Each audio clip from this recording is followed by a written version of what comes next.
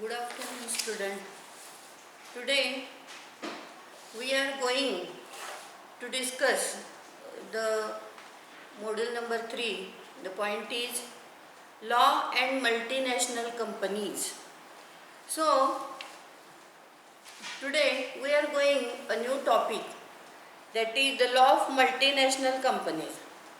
Why the multinational companies have been established? So, economic and social instability disturb the peace. Obviously, if there are the economic crisis or social crisis, there is the instability, and this instability disturbs the peace. So, therefore, it is necessary to ensure free flow of natural sources. So, for the economical and social satisfaction, there must be a free flow of natural resources. What is mean by natural resources? म्हणजे ही नैसर्गिक जी उगमस्थानं आहे ती सगळीकडे नेता आली पाहिजेत, वापरता आली पाहिजेत. नंतर employment and generations.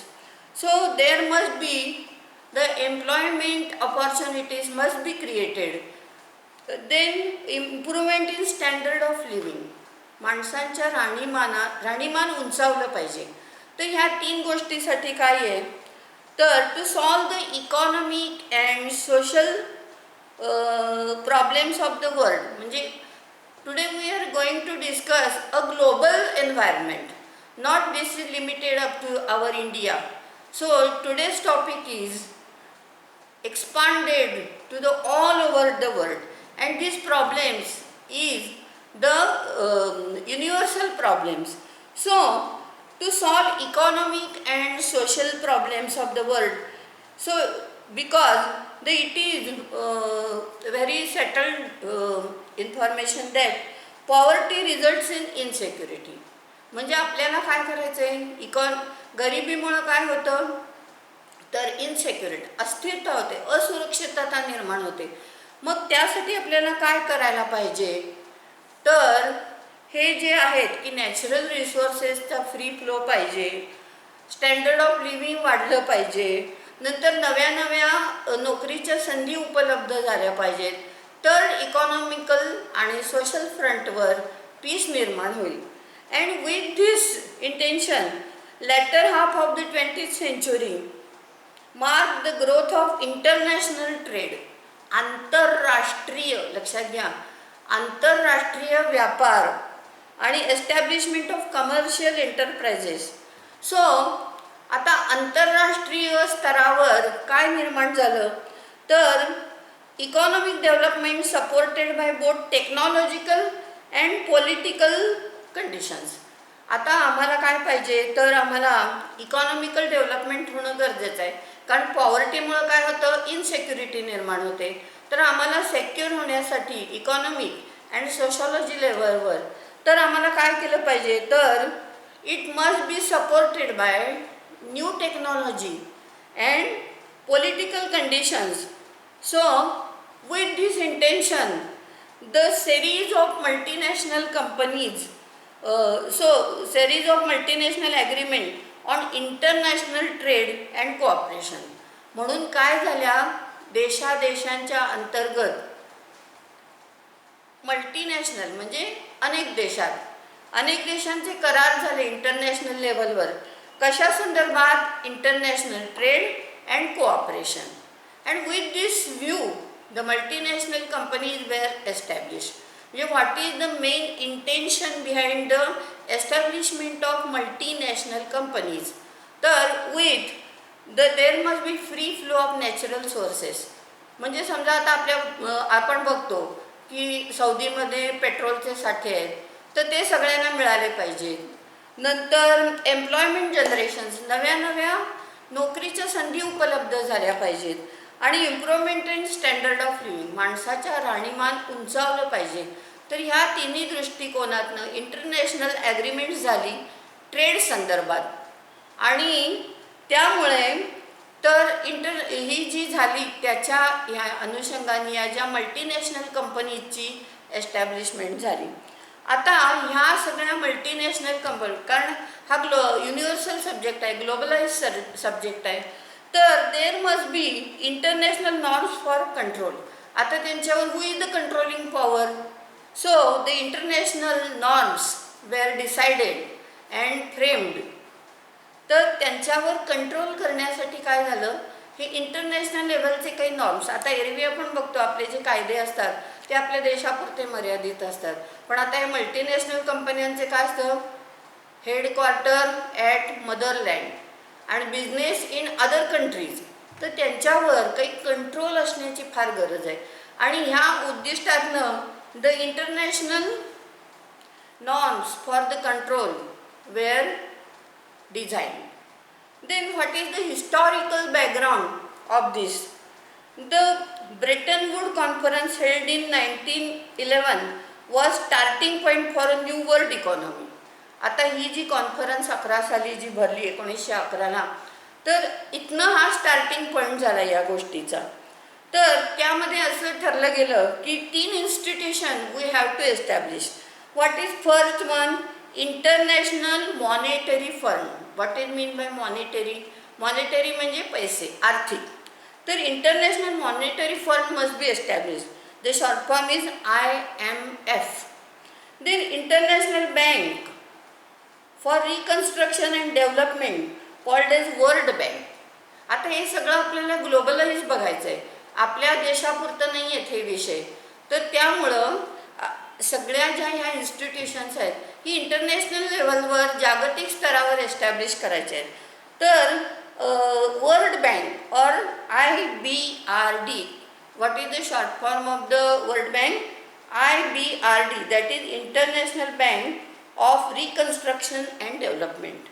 And what is third one? International trade organization. International trade organization. ह्या तिन्ही जे इन्स्टिट्यूशन आहेत, तर हे पहिलं ह्या कॉन्फरन्समध्ये हा विषय निघाला.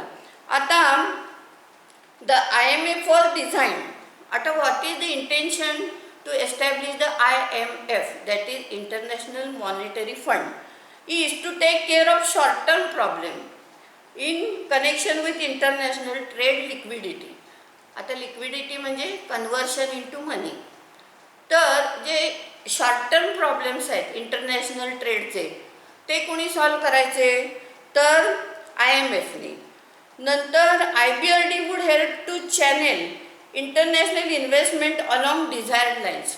आता ही वर्ल्ड बँक आहे, तिचं इंटेन्शन काय आहे, तर तिनं चॅनलाइज करायचे हे सगळे जे फंड्स आहेत ते प्रॉपर चॅनलायझेशन करायचं त्याचं. आणि ह्या वेळेपर्यंत the ITO on the other hand, what is the role of ITO? That is international trade organisation.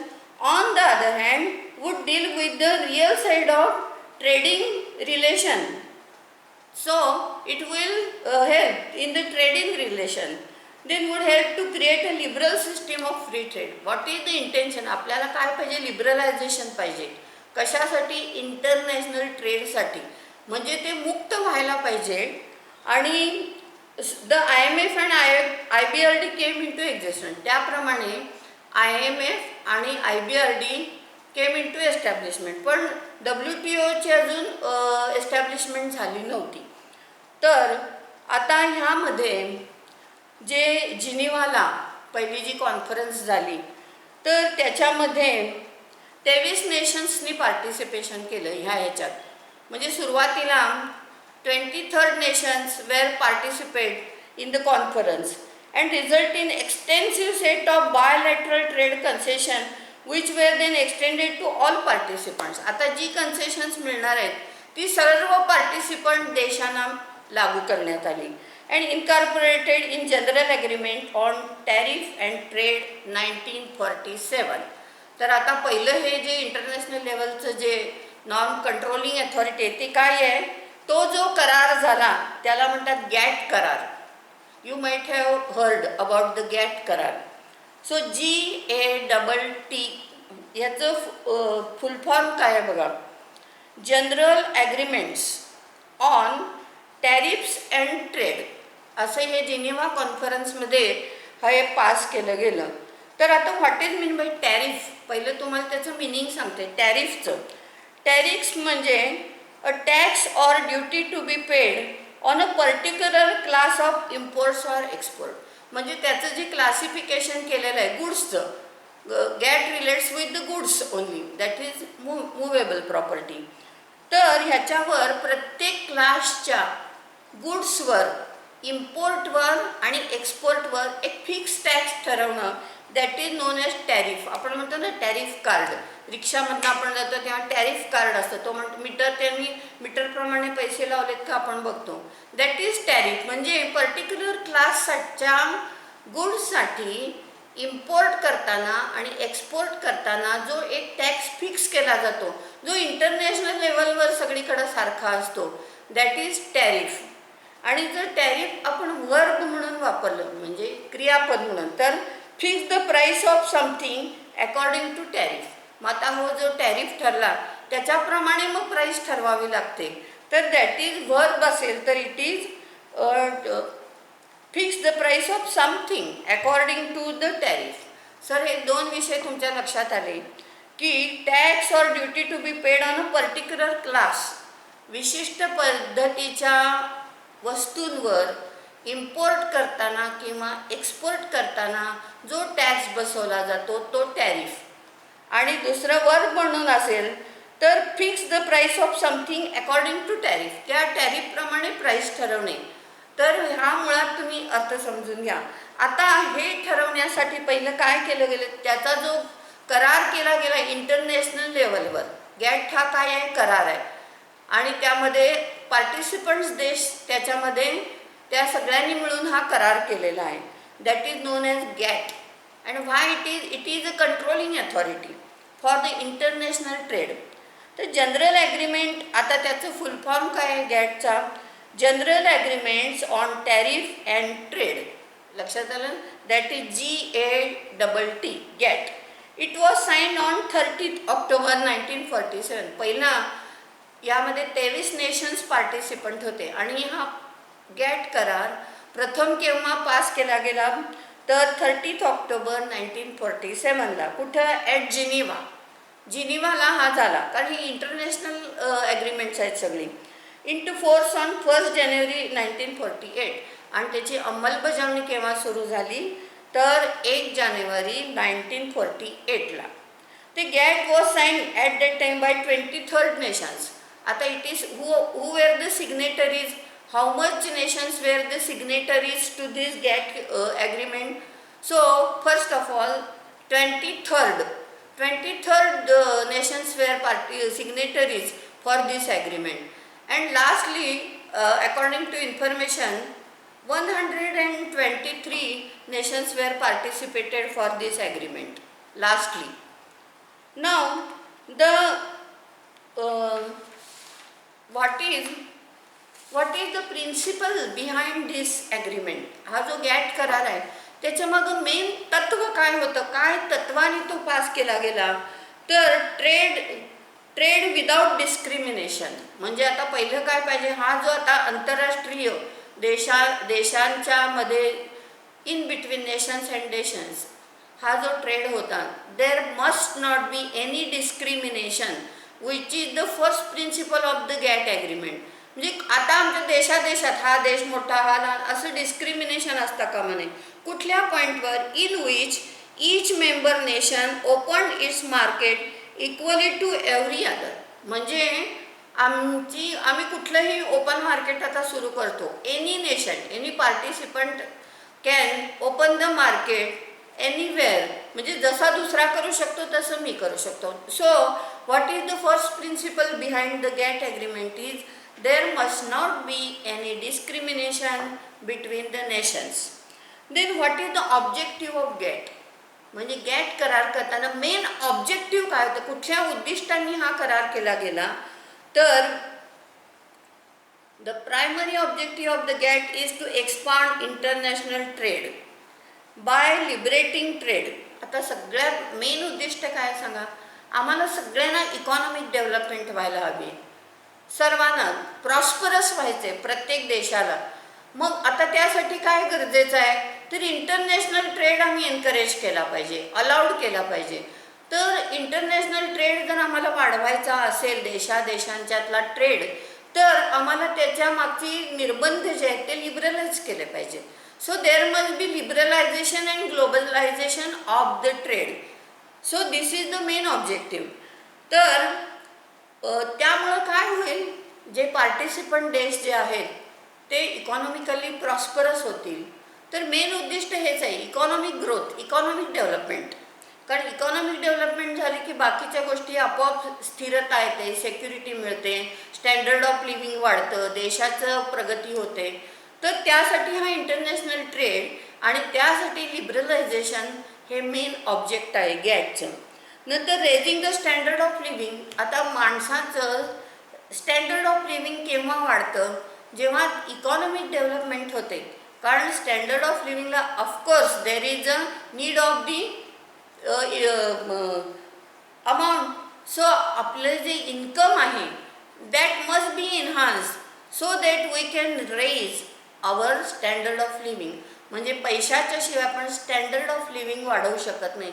तर ह्या गॅट कराराचं उद्दिष्ट काय आहे, तर आम्हाला स्टँडर्ड ऑफ लिव्हिंग वाढवायचं आहे आणि त्यासाठी इकॉनॉमिक डेव्हलप करायचे आणि त्यासाठी इंटरनॅशनल ट्रेड आम्हाला लिबरलाइज करायचं आहे. Then ensuring the full employment and large and steady growing volume of real income and effective demand. आता आम्हाला मेळ कशाचा साधा, जेवढी डिमांड आहे तेवढं आम्ही तुम्हाला पुरवठा करणार आहे, जेवढ्या डिमांडप्रमाणे पुरवठा करणार आहे. आणि त्यामुळं काय होते, full employment and large and steady growing. नंतर better utilization of the resources of the world. आता काय आहे, there are various natural resources in various countries.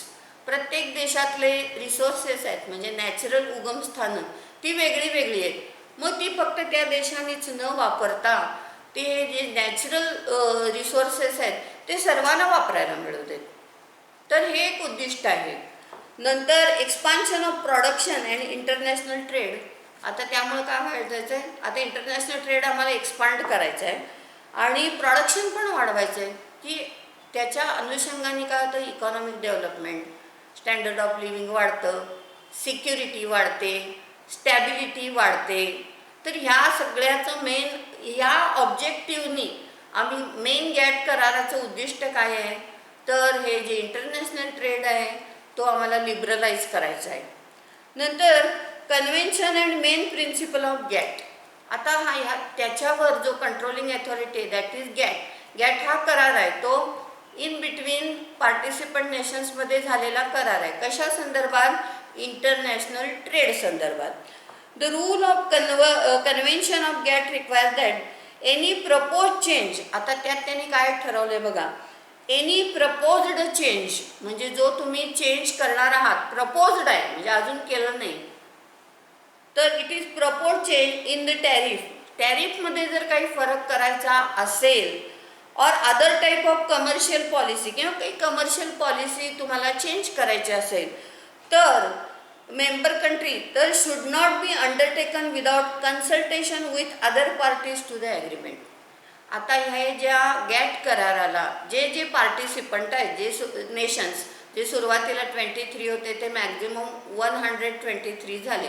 आता ह्यांच्यात काय करार झाला, तर कुठल्याही देशाला जर आम्हाला कमर्शियल पॉलिसी चेंज करायची असेल किंवा टॅरिफमध्ये व्हेरिएशन्स करायचं असेल तर हे जे अदर मेंबर कंट्रीज आहेत त्यांच्या कन्सल्ट केल्याशिवाय हा डिसिजन घेतला जाणार नाही.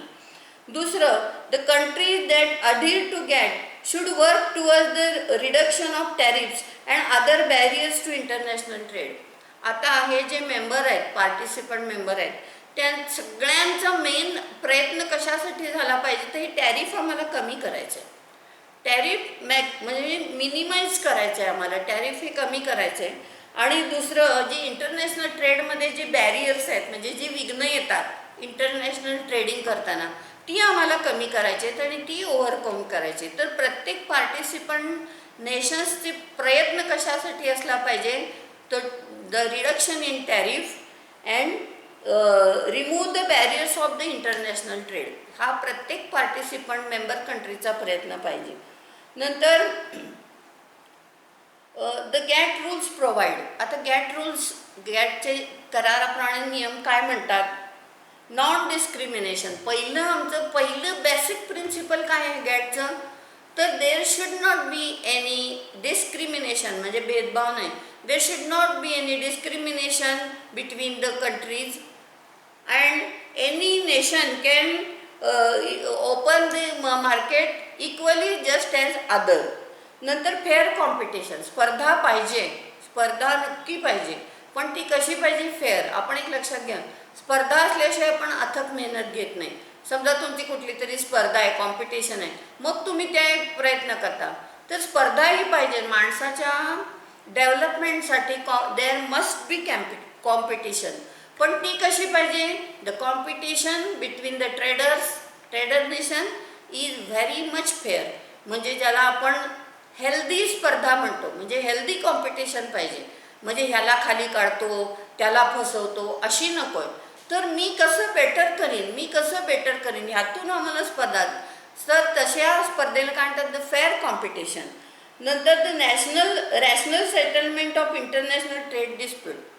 If there is a dispute regarding the international trade arises, तर तो कसा तुम्ही सोडवला पाहिजे? रॅशनल थिंकिंगने. रॅशनल थिंकिंग म्हणजे तर्कशुद्ध विचारसरणीने तो सोडवला पाहिजे. म्हणजे ह्याला खाली पाडतो, याला असं करतो, असं नाही. तर तर्कशुद्ध विचारसरणी, that is known as rational thinking. जर if any dispute between the two nations और member nation arises, it must be solved amicably and by the applying the rational settlement. तर्कशुद्ध हे पाहिजे सेटलमेंट. नंतर the liberation of the trade, the use of tariffs rather than quotas और other non tariff barrier to trade. म्हणजे बाकी जे कुठलेही आम्हाला बॅरियर्स म्हणजे विघ्न नकोत इंटरनॅशनल ट्रेडमध्ये. Thus GATT works as international court of justice. मग what is the role of GATT? या करारामुळं काय झालं सांगा? की इंटरनॅशनल ट्रेड संदर्भात कुठलेही जर डिस्प्यूट निर्माण झाले तर that must be settled by the GATT. म्हणजे गॅट कराराला आम्ही बांधील आहे ना, बँडिंग आहे. तर त्यांनी काढले रॅशनल थिंकिंग करूनच ॲमिकेबलच सेटलमेंट झाल्या पाहिजे. त्यामुळे गॅट कराराचा एक रोल काय आहे? It is a international court of justice. Automatic झालं, कारण त्या कराराप्रमाणे वागताना आम्हाला ही अटच आहे, त्यामुळं हे कोर्टच झालं आमचं. नंतर during last few years GATT has been hampered. मात्र आता मागले अनेक काही वर्षे काय झालं आहे? ह्या गॅटवर काही हॅम्परिंग झालं, म्हणजे काही आघात झाले. कशामुळं? तर अनप्रेसिडेंटेड कन्झम्पशन. म्हणजे जे कन्झम्पशन होतं आहे वस्तूचं ते अनप्रेसिडेंटेड म्हणजे अतिशय प्रमाणात होते कन्झम्पशन. किंवा इन्क्लुडिंग अनस्टेबल एक्सचेंज रेट. आता फॉरेन एक्सचेंज रेट हा तुम्हाला माहीत आहे सतत चेंजिंग असतो. फॉरेन एक्सचेंजचा जो रेट्स असतात ते सतत चेंजिंग होत असतात. तर त्यामुळं पण आमच्या गॅट करारावर हॅम्परिंग झालं. नंतर massive debts incurred by developing countries. आता ज्या developing countries mean which are developing process सुरू आहे त्यांची, they are not developed countries. ते अंडर डेव्हलपमेंट आहे, म्हणजे अंडर प्रोसेस ऑफ डेव्हलपिंग आहे. ते काय करतात? ह्यूज लोन अमाऊंट घेतात. तर आणि त्यामुळे बजेटरी इम्बॅलन्स होतो.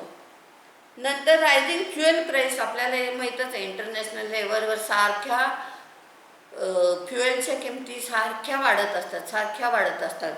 तर ह्या सगळ्यामुळं काय झालं आहे की हे जे गॅट कराराचं आहे ना, त्याच्यात विघ्न येत आहेत, हॅम्परिंग होत आहे, आघात होत आहेत त्याच्यावर, ह्या सगळ्या फॅक्टर्समुळे. कुठले unprecedented consumption of destructive features of the global economy including unstable exchange rate, massive debts incurred by developing countries, trade and budgetary imbalance, rising fuel prices and curtailment in economic growth. आणि त्यामुळे economic growth काय होती? कमी होती. Economic growth नाही होत आहे या सगळ्या फॅक्टर्समुळं. तर त्यामुळं गॅट ह्याच्यावर एक हॅम्परिंग आल्यासारखं झालं. आता त्या दृष्टिकोनातून म्हणून एक काय केलं तर WTOची एस्टॅब्लिशमेंट केली. Sir what is mean by WTO?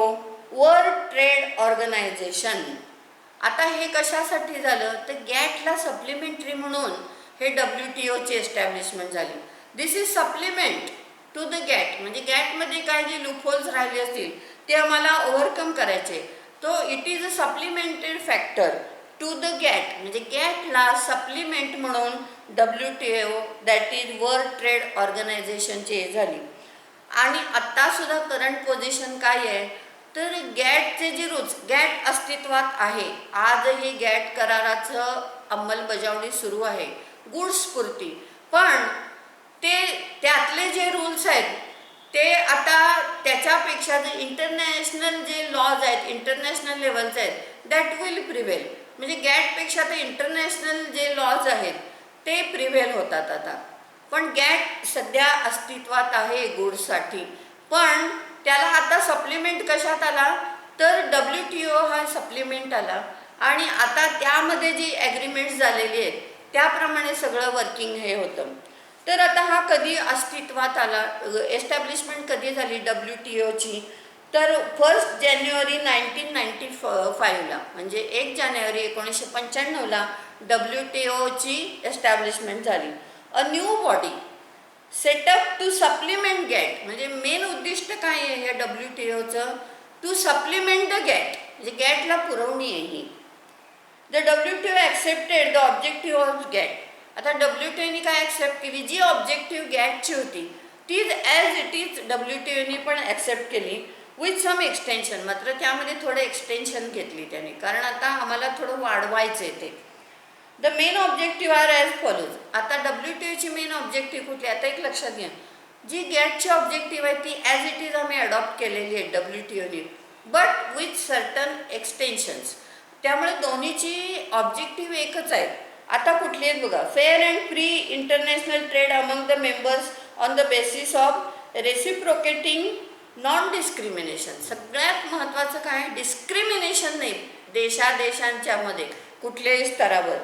नंतर to offer solutions for review of trading arrangements practices and problem. आता त्याच्यावर सोल्युशन्स, जे प्रॉब्लेम्स येतील किंवा डेव्हलपमेंटमध्ये अडथळे येतील त्याच्यावर सोल्युशन्स काढण्याचं काम कोण करतं, WTO. तर GATT and is successor the WTO has successfully reduced tariffs.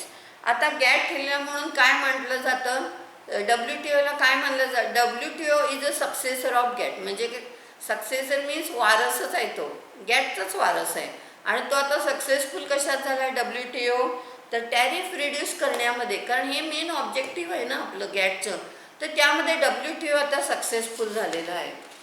नंतर to increase production and employment among its members.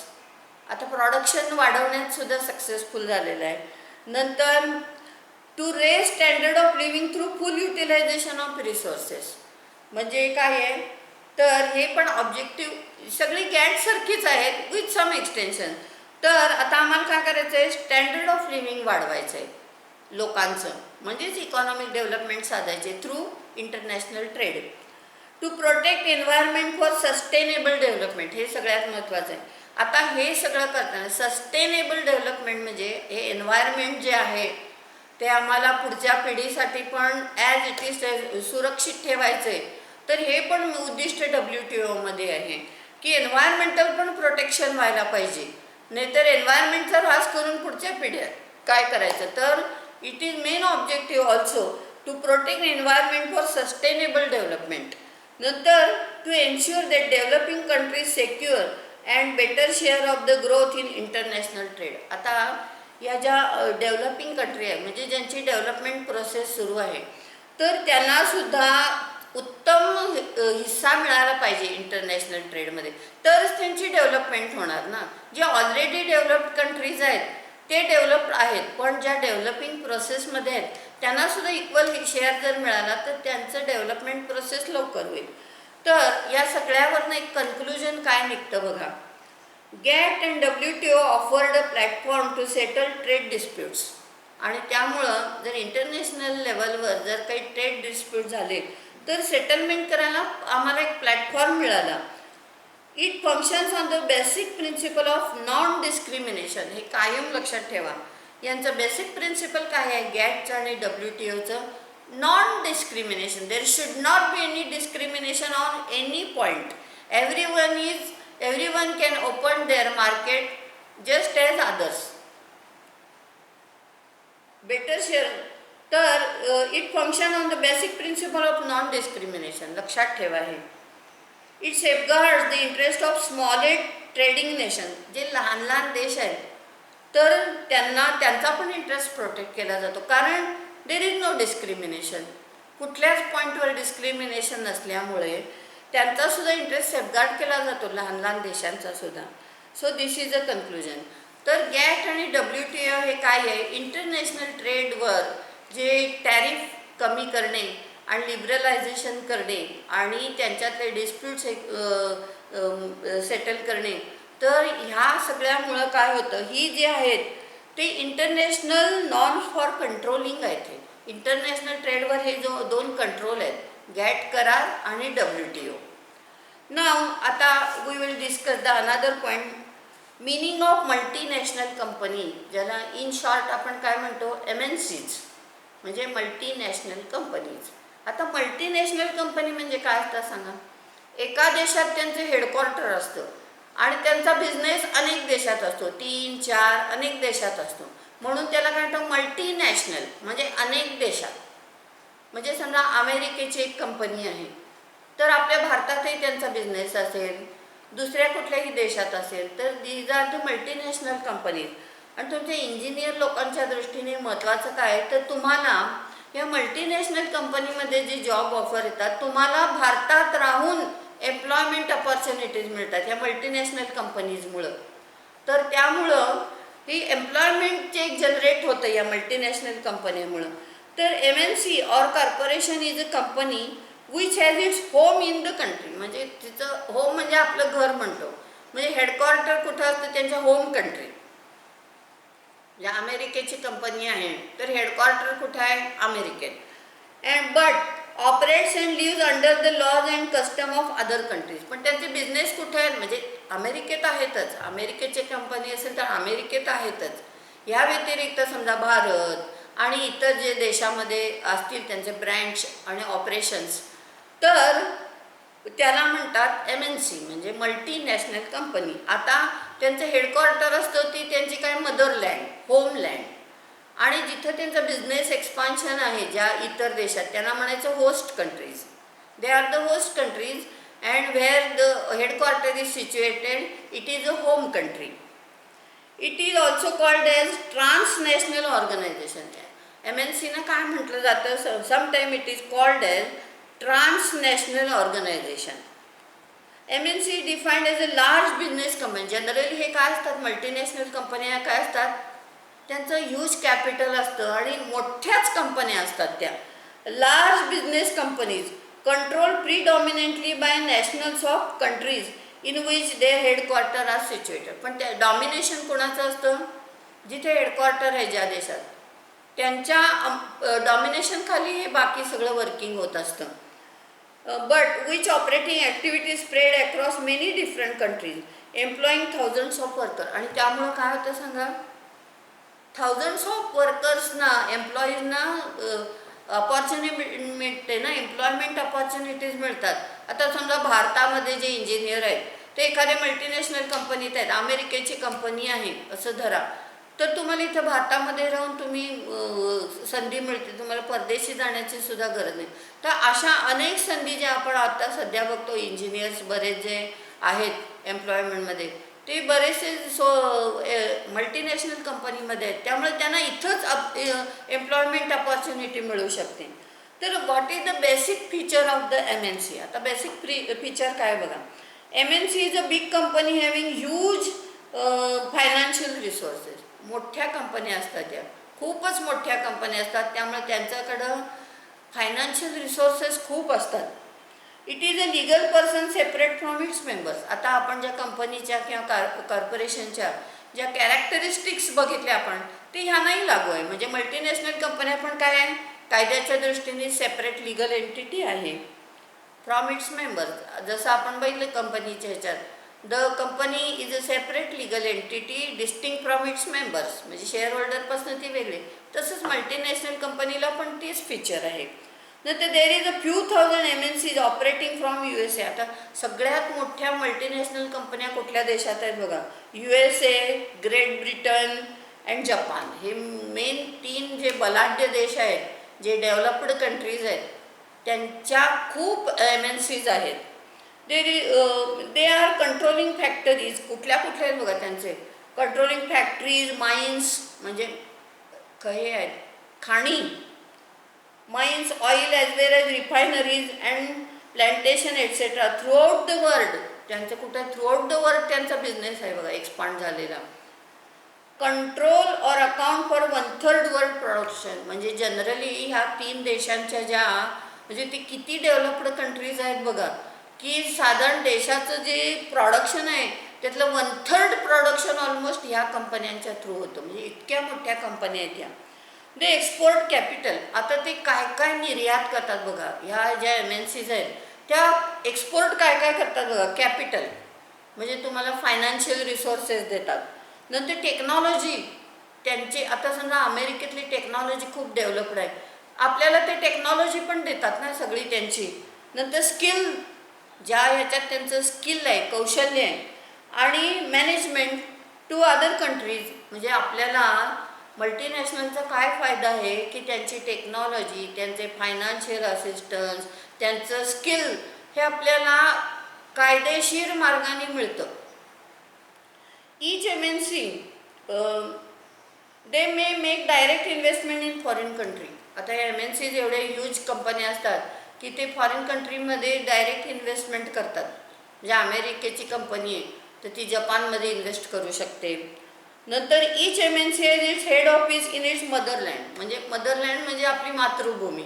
अमेरिकेची समजा मल्टीनॅशनल कंपनी आहे तर ती त्यांचं मदरलँड अमेरिका, अमेरिकेमध्ये त्यांचं हेडक्वार्टर. जपानची समजा MNC आहे तर त्यांचं मदरलँड कुठली? Japan. And it's branches in other countries. मग आता 2 देशात असतील, 4 देशात असतील, ऑल ओव्हर वर्ल्ड असतील. जेवढी कंपनी मोठी तेवढे त्यांचं बिझनेस वेगवेगळ्या देशामध्ये असतो. And the head office controls. मात्र ह्या सगळ्यांवर कंट्रोलिंग अथॉरिटी कोण?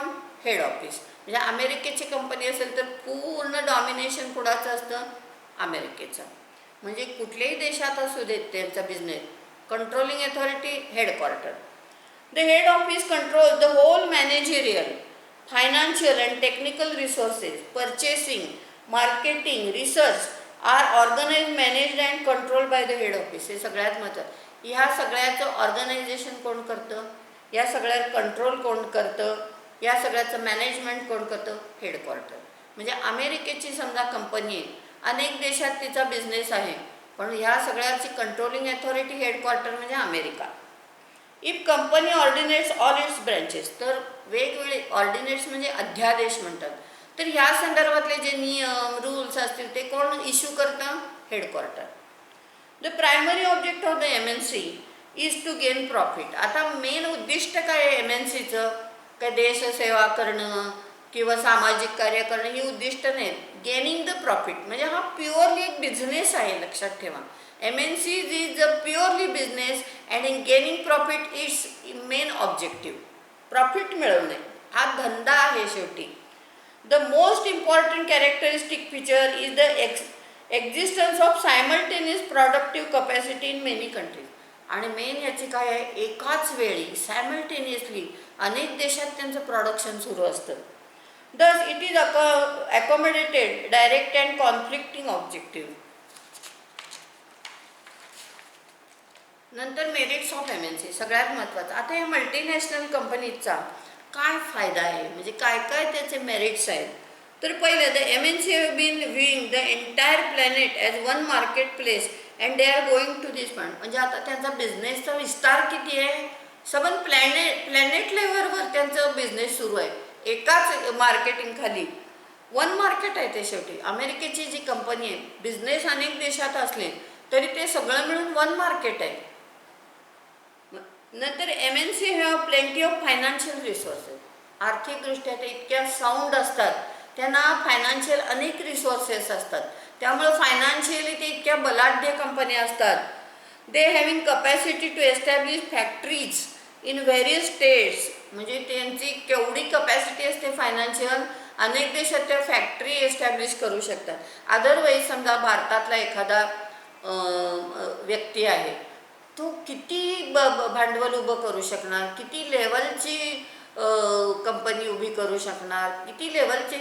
इथं मल्टीनॅशनल असल्यामुळे त्यांच्याकडे एवढे रिसोर्सेस असतात की प्रत्येक देशात ते एस्टॅब्लिश करू शकतात.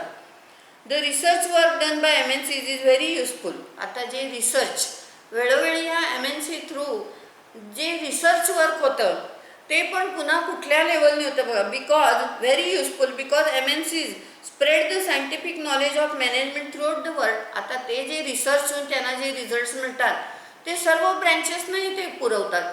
त्यामुळं ॲटोमॅटिक काय होतं की हे सगळं नॉलेज, सायंटिफिक रिसर्च हे सगळ्यांना ते पुरवठा केला जातो. The criticism that MNC have collected huge profits by exploiting the developing countries is not true. The investment of MNC in the foreign countries, including India, has a net beneficial effect on these countries' economic. आणि आता समजा यामुळं काय झालं, आता आपल्या इंडियामध्ये सुद्धा अनेक MNCs आहेत, म्हणजे हेडक्वार्टर त्याची बाहेर आहेत, आउट ऑफ इंडिया आहेत, पण बिझनेस इथं असल्यामुळं नॅचरली काय झालं, आपल्या इथं एम्प्लॉयमेंट अपॉर्च्युनिटीज किती वाढल्या. दुसरं म्हणजे इकॉनॉमिक ग्रोथ होते, आपली डेव्हलपमेंट होते आपल्या देशाची सुद्धा या MNCsमुळं. So thus due to tremendous increase in activities of MNC. आता काय झालं, MNCचं इतकं एक्सपान्शन झालेलं आहे ऑल ओव्हर द वर्ल्ड, तर त्यामुळं त्यांच्यावर कंट्रोल करण्यासाठी काय पाहिजे, इंटरनॅशनल नॉर्म्स फॉर कंट्रोल असले पाहिजेत. म्हणून ते आपण बघितलं गॅट आणि WTO हे काय आहे, these are the international norms of controlling on MNCs. आता याची डिमेरिट्स काय बघा MNCची. Many person criticize the existence and expansion of MNCs because of lack of international norms. त्यांचं म्हणणं की हे जे इंटरनॅशनल नॉर्म्स ऑफ कंट्रोल जे आहेत ते खूप कमी आहेत, त्यामुळं त्यांच्यावर अधिक कंट्रोल पाहिजे. त्यामुळे MNCs काय होत आहे, त्या वन सायडेड मनमाने त्यांचं हे होतं आहे. आता याचं उदाहरण त्यांनी काय झालं, ईस्ट इंडिया कंपनी ही जी ग्रेट ब्रिटनची, ती मुळात एक MNCच होती ना. हेडक्वार्टर कुठं होतं त्यांचं, लंडनमध्ये, आणि एस्टॅब्लिशमेंट कुठं केली, भारतात. त्यांचं मेन उद्दिष्ट काय होतं, तर त्यांचं उद्दिष्ट हे बिझनेसच्या दृष्टीनेच ते ईस्ट इंडिया कंपनीची खरं इथे एस्टॅब्लिशमेंट. पण नंतर त्यांची पॉलिसी चेंज झाली, मग त्यांना भारतावर राज्य करावं वाटायला लागलं. पॉलिसी चेंज झाली कारण त्यांच्यावर इंटरनॅशनल नॉर्म्स ऑफ कंट्रोल नव्हतेच तेव्हा काही. तर हे असता कामा नये, त्यांनी पॉलिसी चेंज करू नये. म्हणून काय पाहिजे, इंटरनॅशनल लेवलचे नॉर्म्स जे आहेत ते अधिक पॉवरफुल असले पाहिजे त्या MNCsवर. द जायंट MNC, जायंट म्हणजे खूप मोठ्या MNCचं काय बघा, मोस्टली ओरिजिनेटेड फ्रॉम USA. आता आपल्याला माहिती आहे डेव्हलप कंट्रीज ज्या कुठल्या आहेत, USA, UK, फ्रान्स, जर्मनी आणि जपान. तर ह्या जायंट ज्या ह्यूज जायंट म्हणजे सगळ्यात बलाढ्य ज्या MNCs आहेत ते कुणाचे आहेत बघा, USA, UK, फ्रान्स, जर्मनी आणि Japan. Now MNCs of America. आता ही MNC ऑफ अमेरिका आहे ना, त्यांनी वर्ल्डच्या पैकी 25% स्टॉक त्यांच्याकडे आहे. त्यामुळे ते काय करतात, इनडायरेक्टली कंट्रोल करतात, डॉमिनेशन करतात सगळ्या देशांवर America. The MNCs are increasing their budget year by year with their yearly profits. The annual sale of General Motors, त्यांनी एक एक्झाम्पल म्हणून दिलं आहे, annual sale of General Motors of USA exceeds gross national product of any countries in the world. म्हणजे त्यांचं देशाच्या तुलनेत त्या एकट्यांचंच केवढं हे आहे. While doing business in other countries to get the favours in the business the MNC use to give bright to. हे सगळ्यात वाईट परिस्थिती आहे. या MNC काय करतात, आता अमेरिकेची कंपनी आहे, भारतामधले जे पॉलिटिकल लीडर्स आहेत त्यांना मोठमोठ्या ब्राईब देतात, लाच देतात, म्हणजे त्यांना त्यांच्या मनाप्रमाणे करता येते, इंटरफिरन्स होत नाही पॉलिटिक्सचा आपल्या. मग पॉलिटिशियन जे लोक आहेत मोठमोठे लीडर्स त्यांना मोठे अमाऊंटची ब्राईब देतात. हे एक सगळ्यात डिमेरिट आहे. आणि त्यामुळे काय होतं, आपल्या देशाचं इकॉनॉमिक्स आणि पॉलिटिकली इंटरफिअरन्स होतं ना त्यांचा. डॉमिनेशन होतं आपल्या ह्याच्यावर. आता त्याचं उदाहरण त्यांनी काय दिलं आहे तुम्हाला माहीत असेल, बोफोर्स कंपनी. तर Rajiv Gandhi then prime minister, त्यांच्यावर काय ॲक्युजेशन आहे की त्यांनी मोठी अमाऊंट ही परदेशी ह्याच्याकडनं स्वीकारली, बोफोर्स कंपनीकडनं. Sometime the MNCs interfere in to international political leaders. त्यामुळं काय होतं, त्या देशाच्या ह्याच्यामध्ये इलेक्शनच्या वेळी पण हे पैसा पुरवतात. आणि ह्यामुळं काय होतं, ज्या देशात त्यांच्या ब्रँचेस आहेत, ज्या देशात त्यांचं बिझनेस आहे, तिथं पॉलिटिकली आणि इकॉनॉमिकली इंटरफिअरन्स होतं ना. मोठमोठे ब्राईब्स देतात, इलेक्शनच्या वेळी मोठ्या अमाऊंट देतात. तर त्यामुळं त्या देशातली परिस्थिती मध्ये खूप मोठा इंटरफिअरन्स होतो. The MNC do not feel special social responsibility. आता ते काय करतात, सोशल म्हणजे सामाजिक जबाबदारी काही धरत नाही. समजा अमेरिकेची कंपनी आहे, भारतामध्ये त्यांचा बिझनेस आहे, तर ते भारतातले लॉ पाळत नाहीत. They do not follow the municipal laws of the host country. Host country म्हणजे जिथं त्यांचं बिझनेस आहे. They do not observe mother country म्हणजे त्यांचं हेडक्वार्टर, आणि होस्ट कंट्री म्हणजे जिथं बिझनेस एक्सपान्शन केलेले तिथले लोकल लॉज ते पाळतच नाही. म्हणजे भारतात बिझनेस आहे तर भारताचे rules and regulations and laws ते पाळतच नाहीत. Observe local law. याचं बेस्ट उदाहरण काय माहिती का, भोपाळ गॅस डिझॅस्टर. म्हणजे तुम्हाला माहिती आहे, जे वायू गळती झाली होती भोपाळमध्ये, ती कुठली कंपनी होती, अमेरिकेची युनियन कार्बाइड. आणि त्याच्यामध्ये त्यांनी आपले इथले रूल्स पाळले नाहीत. त्यामुळं केवढा डिझॅस्टर झाला, किती लोक गेली, अपंग झाली, डोळे गेले, नाना गोष्टी झाल्या. तर त्याचं हे सगळ्यात महत्त्वाचं आहे की ते लोकल आणि म्युनिसिपल लॉज पाळत नाहीत.